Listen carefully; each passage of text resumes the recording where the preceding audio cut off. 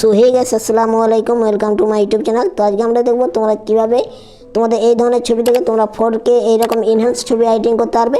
তো এই ধরনের ছবিগুলি ইনস্টাগ্রাম এবং ফেসবুকে প্রচণ্ড পরিমাণে ট্রেন্ডিংয়ে চলছে।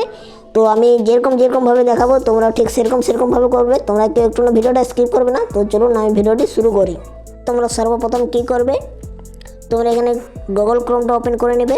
তো এখানে গুগল ক্রোমটা ওপেন করার পর তোমরা সার্চ অপশানে গিয়ে লিখবেন, তো তোমরা এখানে সার্চ অপশানে গিয়ে লিখবেন জেমিনি।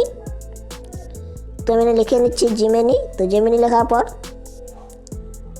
এই প্রথমে যে ওয়েবসাইটটা আসবে এখানে ক্লিক করবে।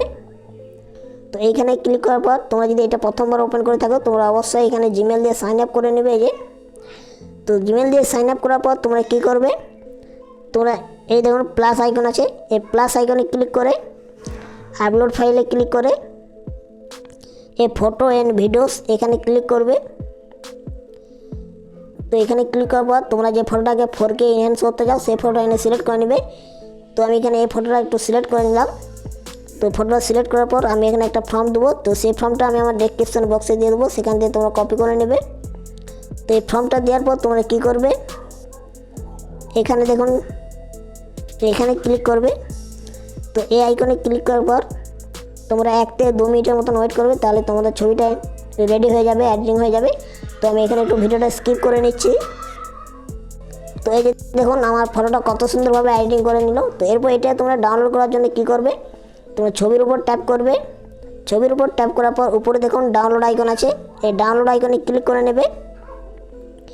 তো এই ডাউনলোড আইকনে ক্লিক করার পর এই আমার ছবিটা ডাউনলোড হয়ে গেল। তো তোমাদের একটু ওপেন করে দেখে নিচ্ছি ছবিটা।